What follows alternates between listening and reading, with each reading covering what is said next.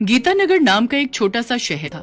इस छोटे से शहर के अंदर बसी थी नीलिमा की छोटी सी दुनिया।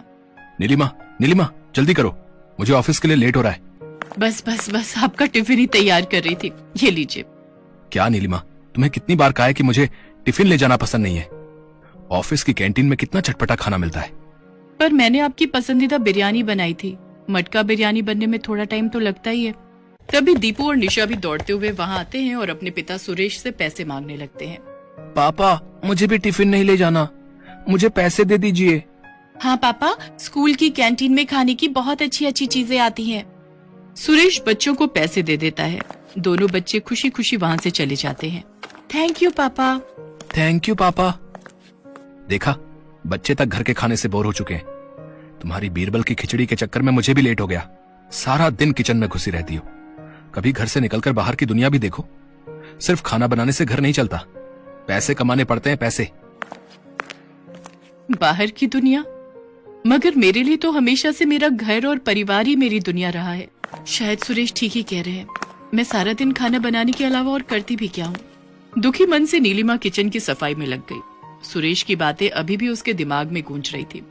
काश मेरे अंदर भी कोई टैलेंट होता तो मैं भी कहीं नौकरी करके घर के खर्चे में उनका हाथ बटा पाती।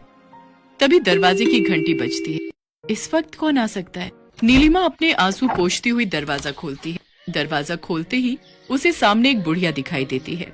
गरीब को दान दे बेटा, भगवान तेरा भला करेगा। मेरे पास ऐसा है ही क्या जो किसी को दे सकूं? आज तक कुछ कमाया ही कहाँ है मैंने।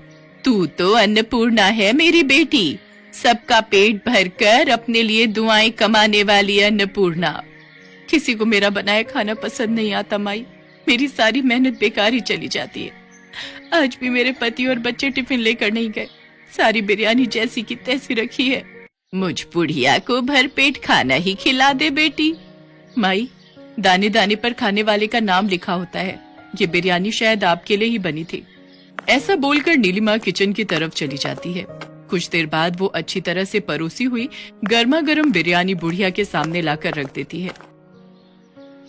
ये लो माई, पेट भर कर खाओ। ये बिरयानी तो बड़ी ही स्वादिष्ट बनी है। तेरे हाथों में तो जादू है बेटी। लेकिन मेरे पति और बच्चों को तो मेरे हाथ के खाने की कद्र ही नहीं। नीलिमा को रोता देखकर बुढ़िया उसके सर पर प्यार से हाथ फेरने लगती है। तेरे हाथ के खाने की कदर एक दिन सारी दुनिया करेगी। तेरी बनाई बिरयानी का स्वाद लोगों की जुबान पर चढ़ जाएगा। इस तरह नीलिमा को आशीर्वाद देकर बुढ़िया वहाँ से चली जाती है और नीलिमा भी सब्जियां लाने बाजार की ओर निकल पड़ती है। बाजार में उसे पड़ोस में रहने वाली मीता और सुनीता मिलती हैं। अरे नीलिमा, भाई तुम्हारा तो जवाब नहीं। तुम्हारी बताई हुई रेसिपी से मेरी बेटी ने स्कूल की कुकिंग कंपटीशन जीत ली। अरे वाह मीता, ये तो बड़ी ही खुशी की बात है। सचमुच नीलिमा, तुम्हारे हाथों में तो जादू है, जादू। शुक्रिया शुक्रिया। मीता और सुनीता को धन्यवाद करके नीलिमा आगे बढ़ जाती है। तभी कागज का एक टुकड़ा हवा से उड़ता हुआ उसके चेहरे पर आ लगता है। अरे ये क्या? नीलिमा की नजर कागज में छपे हुए विज्ञापन पर पड़ती है। Best chef contest. कॉन्टेस्ट की डिटेल्स पढ़कर नीलिमा को उसमें भाग लेने की उत्सुकता जाग उठती है। फ्री एंट्री, जीतने वाले को लाखों का इनाम। नीलिमा बेस्ट शेफ कॉन्टेस्ट में अपनी किस्मत आजमाने का फैसला कर लेती है। एक बार कोशिश करके देखने में क्या हर्ज है। घर पहुंचते ही वो कॉन्टेस्ट में हिस्सा लेने के लिए अपना रजिस्ट्रेशन कर देती है। नीलिमा सुबह सुबह बड़ी फुर्ती से घर के काम निपटाने में लगी है। उसका पति और दोनों बच्चे नाश्ता कर रहे हैं और फिर वो दिन आ ही गया जिसका नीलिमा को बेसब्री से इंतजार था। नीलिमा अपने पति और बच्चों को विदा करके कॉन्टेस्ट में जाने की तैयारी करने लगती है। पति और बच्चों के जाने के बाद नीलिमा भी कॉन्टेस्ट में जाने के लिए तैयार हो गई। हे भगवान, आज मेरा बनाया खाना कॉन्टेस्ट के जजेस को पसंद आ जाए बस। बेस्ट शेफ कॉन्टेस्ट में उसने अपनी खास मटका बिरयानी बनाकर सभी जजेस का दिल जीत लिया। वाह भाई, क्या स्वाद है, वाह। वाह। आखिर आपने बनाया कैसे? ये मटका बिरयानी है। मटके में पकने से बिरयानी थोड़ी देर से जरूर बनती है, पर उसका स्वाद लाजवाब होता है और पोषण भी बना रहता है। वाह, क्या बात है। स्वाद और पोषण का ये तालमेल बनाता है आपको इस कंटेस्ट का विनर। बधाई हो नीलिमा जी, आप बन गई हैं हमारी बेस्ट शेफ। कॉन्टेस्ट का नतीजा सुनकर नीलिमा को बुढ़िया की बात याद आ जाती है। तेरे हाथ के खाने की कदर एक दिन सारी दुनिया करेगी। तेरी बनाई बिरयानी का स्वाद लोगों की जुबान पर चढ़ जाएगा। ये सब बुढ़िया माई के आशीर्वाद का कमाल है। कॉन्टेस्ट का अवार्ड और ढेर सारे इनाम लेकर नीलिमा अपने घर आ गई। हाँ, समय रहते मैं घर भी पहुंच गई। नीलिमा घर के अंदर आती है और सामान रखकर पानी पीने लगती है। तभी उसके दोनों बच्चे स्कूल से आ जाते हैं। वाओ, इतने सारे गिफ्ट्स। ये सब किसके लिए है माँ? ये तो मुझे। नीलिमा की नजर अचानक दरवाजे पर खड़े सुरेश पर पड़ती है और वो अपनी बात कहते कहते अचानक रुक जाती है। सुरेश काफी थका हुआ और बेहाल दिख रहा था। अरे, आप ये कैसी हालत बना रखी है? मेरे बॉस ने मुझे नौकरी से निकाल दिया, पता नहीं अब क्या होगा। सुरेश अंदर आकर सोफे पर पसर जाता है। तभी दीपू टीवी ऑन कर देता है। टीवी पर बेस्ट शेफ कॉन्टेस्ट की न्यूज आ रही है। मटका बिरयानी बनाकर बेस्ट शेफ कॉन्टेस्ट जीतने वाली नीलिमा जी के लिए लगी इंडस्ट्री के बेहतरीन ऑफर्स की लाइन। सुरेश हैरानी से नीलिमा की तरफ देखता है। नीलिमा सकुचाती हुई उसे कॉन्टेस्ट के बारे में बताती है। वो फ्री एंट्री थी तो मैंने सोचा हिस्सा लेकर देखती हूँ, और देखिए मैं जीत भी गई। मम्मी, ये सारे इनाम आपको मिले हैं? आप तो स्टार बन गई मम्मी। तभी नीलिमा के मोबाइल पर फोन आता है। हेलो, क्या क्या क्या सचमुच आप? जी हाँ, आपने बिल्कुल सही सुना। हमारी कंपनी आपके रेस्टोरेंट को स्पॉन्सर करना चाहती है, जहाँ की खास डिश होगी मटका बिरयानी। इस तरह एक बड़ी कंपनी के सहयोग से नीलिमा ने अपना खुद का रेस्टोरेंट खोल लिया और जल्द ही सभी की जुबान पर उसके हाथों की मटका बिरयानी का स्वाद चढ़ गया। फिर तो सुरेश को भी नौकरी की चिंता नहीं रही। वो भी रेस्टोरेंट के काम में नीलिमा का सहयोग करने लगा। वहाँ हर समय ग्राहकों की लाइन जो लगी रहती थी। मैडम, एक प्लेट मटका बिरयानी और देना। वाह, मजा आ गया। हमें भी मटका बिरयानी ही चाहिए। माफ कर दो नीलिमा, मैंने तुम्हारे टैलेंट की कदर नहीं की। बीती बातें भुला दीजिए। हम सबको हंसी खुशी जीवन में आगे जो बढ़ना है। बिल्कुल, तुम्हारे खाना बनाने के हुनर से हमारी जिंदगी की गाड़ी जो चल निकली है।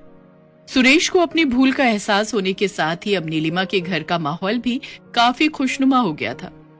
इस कहानी से हमें ये शिक्षा मिलती है कि कोई भी काम छोटा नहीं होता और सच्ची लगन एक न एक दिन रंग जरूर लाती है।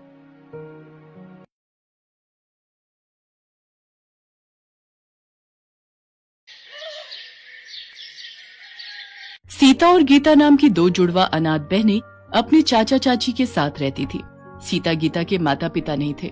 बचपन में ही वे दोनों गुजर गए थे। तब से सीता गीता अपने चाचा चाची के साथ ही रहने लगी। पर उन बेचारी अनाथ बच्चियों की चाची चंचला बहुत ही बुरी थी। वो उन दोनों को बिल्कुल नौकरानियों की तरह ही रखती थी। कहाँ रह गई दोनों? कितनी देर की बाजार से सामान लेने गई हुई हो, अब आ रही हो? चाची, रास्ते में तेज बारिश हो गई थी, इसलिए देर हो गई। ये चीनी गीली कैसे हुई? जरूर बारिश में थैली भिगोई होगी। चाची, राशन वाले भैया ने जो चीनी की थैली दी थी ना, वो फटी हुई थी, हमें पता नहीं चला, तभी चीनी में पानी चला गया। हमें माफ कर दो चाची। आज तुम दोनों की खैर नहीं। तुमने इतना नुकसान कर दिया। तुम्हारे माँ बाप हमारी छाती पर मूंग दलने के लिए तुम्हें दुनिया में छोड़ गए, खुद तो ऊपर चले गए और हमारे लिए मुसीबत छोड़ गए। चंचला, तुम्हें शर्म नहीं आती? बेचारी बच्चियों के साथ इतना बुरा व्यवहार करती हो। थोड़ा भगवान से तो डरो। अब तुम क्या चाहते हो? मैं मायके चली जाऊं? एक बार चली गई ना तो लौट कर नहीं आऊंगी, फिर ढूंढते रहना दूसरी। चंचला सीता गीता पर हमेशा ही हाथ उठाती रहती थी, जिस कारण वे दोनों बच्चियां रात के अंधेरे में सुबक सुबक कर रोती थी। एक रात दोनों ने घर छोड़ने का विचार किया। गीता, हम यहाँ नहीं रुकेंगे, चाची बहुत मारती है। हाँ हाँ सीता, तू ठीक कह रही है, हम कहीं दूर चले जाएंगे। सीता और गीता रात के अंधेरे में घर से निकल गई और चलते चलते एक पेड़ के पास रुक गई और उसी पेड़ के चबूतरे पर सो गई। अगली सुबह उनकी आंख खुली तो उन्होंने देखा सड़क पर लोग गुजर रहे हैं। बहुत से ठेले वाले वहाँ पर खड़े हैं। सीता, बहुत भूख लगी है, चल हम कुछ खाते हैं। पर गीता, हमारे पास पैसे नहीं है। बिना पैसों के हमें कोई भी खाने को कुछ नहीं देगा। एक बार पूछते हैं ना, शायद कोई दे दे। ठीक है, चला। भैया, आपके ठेले से कुछ खाने को दे दो, बहुत भूख लगी है। तुम दोनों के पास पैसे हैं? अरे देखो देखो, दोनों बहनें एक शक्ल की हैं, लगता है जुड़वा है। हाँ बिल्कुल, और लगता है दोनों अनाथ हैं। भैया, पैसे तो हमारे पास नहीं है। तो मुफ्त में तुम्हें क्या मिलेगा? पैसे लाओ तभी कुछ खाने को मिलेगा। ठेले वाला अभी दोनों को डांट ही रहा था कि तभी एक व्यक्ति वहाँ आता है। भीमा, इन बच्चियों को एक एक पराठा बना कर दे, मैं पैसे दे दूंगा। शुक्रिया अंकल। तुम दोनों कौन हो बेटा? अंकल, मेरा नाम सीता है और ये मेरी छोटी बहन गीता। हमारी चाची हमें बहुत मारती थी, इसलिए हमने घर छोड़ दिया। तुम्हारे माता पिता कहाँ हैं बच्चों? हमारे माँ बापू नहीं है अंकल। हम बचपन से ही अपने चाचा चाची के साथ रहते हैं। अच्छा अच्छा अच्छा, तो ये बात है। अच्छा भीमा, तेरे पास अभी नूडल्स के कितने पैकेट बचे हैं? 20 पैकेट और दे जाओ। बच्चों आओ, तुम मेरे साथ ऑटो रिक्शा में बैठ जाओ। ऐसे अकेले घूमना तुम्हारे लिए ठीक नहीं है बेटा। सीता और गीता उस व्यक्ति के साथ ऑटो में बैठ जाती है। उस व्यक्ति का नाम राजेश था। वो अपनी पत्नी के साथ मिलकर घर पर नूडल्स बनाने का काम करता था और नूडल्स के पैकेट बाजार में ठेले और रेस्टोरेंट वालों को सप्लाई करता था। सीता और गीता राजेश के साथ बातें कर रही थी। तभी राजेश के सीने में दर्द उठने लगा। क्या हुआ अंकल, आप ठीक तो हो? लगता है इनके दिल में दर्द उठा है, हमें इन्हें हॉस्पिटल ले जाना पड़ेगा। तो चलो अंकल, जल्दी से इन अंकल को हॉस्पिटल ले चलो। सीता गीता ऑटो वाले के साथ राजेश को हॉस्पिटल लेकर जाती हैं। ऑटो वाला राजेश को जानता था। वो राजेश की पत्नी को फोन करता है। वो भी तुरंत हॉस्पिटल पहुंचती है। कुछ घंटों के बाद राजेश को होश आता है। राजेश को डॉक्टर हार्ट में दिक्कत बताते हैं। राजेश सीता और गीता को पत्नी से मिलवाता है। अब कैसा लग रहा है जी? मैं ठीक हूँ संध्या, चिंता मत करो। ये सब तो जीवन में चलता ही रहता है। बाकी इन बच्चियों से मिलो, ये सीता गीता है। इधर आओ बेटा। ये दोनों बच्चियां तो देखने में बिल्कुल एक सी शक्ल की हैं। तुम दोनों जुड़वा हो? जी आंटी, मेरा नाम सीता है और ये गीता। अगले दिन डॉक्टर राजेश को छुट्टी दे देते हैं, पर पूरा आराम करने के लिए कहते हैं। राजेश को अपने काम की चिंता थी। वो परेशान था कि काम कैसे होगा। संध्या, माल बनाना, ले जाना, सब दुकानों पर डिलीवरी करना, ये सारे काम कैसे होंगे? सुनो, आपकी तबीयत पहले जरूरी है। पहले ठीक हो जाओ, तब तक हम जैसे तैसे गुजारा कर ही लेंगे। अंकल, आप चिंता मत करो, हम आंटी के साथ हैं। हम आपके काम को रुकने नहीं देंगे। सीता बिल्कुल ठीक कह रही है। अंकल, आप आराम करो, हम आंटी के साथ आपके नूडल्स के ऑर्डर को पूरा करेंगे। और फिर ऐसा ही हुआ। संध्या नूडल्स बनाती और संध्या सीता और गीता के साथ दुकानों और ठेलों पर नूडल्स के ऑर्डर डिलीवर करने के लिए जाने लगी। एक दिन सीता संध्या से बोली, आंटी, जब हम नूडल्स के पैकेट तैयार कर सकते हैं, तो क्यों ना हम अपना ही नूडल्स का एक स्टॉल खोलें। इससे कमाई ज्यादा होगी और हमारे खुद के बनाए हुए तरह तरह के नूडल्स बेचकर अच्छी कमाई कर सकते हैं हम। ये आइडिया तो हमारे दिमाग में कभी आया ही नहीं।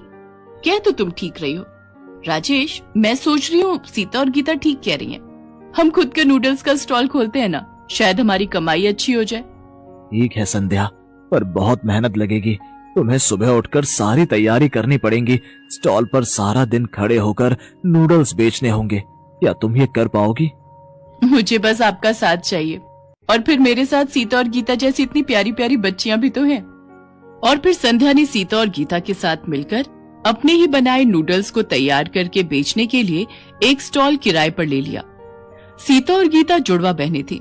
लोग जब उन दोनों को स्टॉल पर संध्या के साथ नूडल्स बनाते देखते तो आश्चर्यचकित होते और वो स्पेशली उनके स्टॉल पर नूडल्स खाने जरूर आते।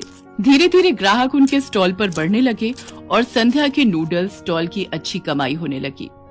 संध्या, सीता और गीता दोनों बच्चियां मेरे लिए बहुत भाग्यशाली बनकर आई हैं। सचमुच तुम दोनों बच्चियां मेरे लिए बहुत लकी हो। राजेश की तबीयत में सुधार आ जाता है।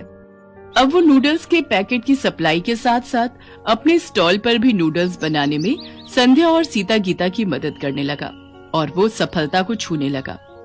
एक दिन सीता गीता के चाचा ने उन्हें नूडल्स स्टॉल पर देख लिया। सीता, गीता, मैंने तुम दोनों को बहुत ढूंढा। मेरी बच्चियों, तुम घर छोड़कर क्यों चली गई?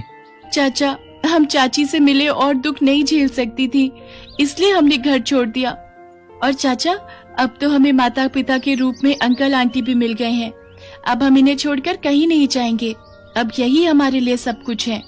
सीता गीता की ये बात सुनकर राजेश और संध्या उन्हें गले लगा लेते हैं। आखिर उन अनाथ बच्चियों को माता पिता के रूप में राजेश और संध्या जो मिल गए थे, और फिर बच्चियों को आशीर्वाद देकर उनका चाचा आंखों में आंसू लिए चुपचाप वहां से चला जाता है।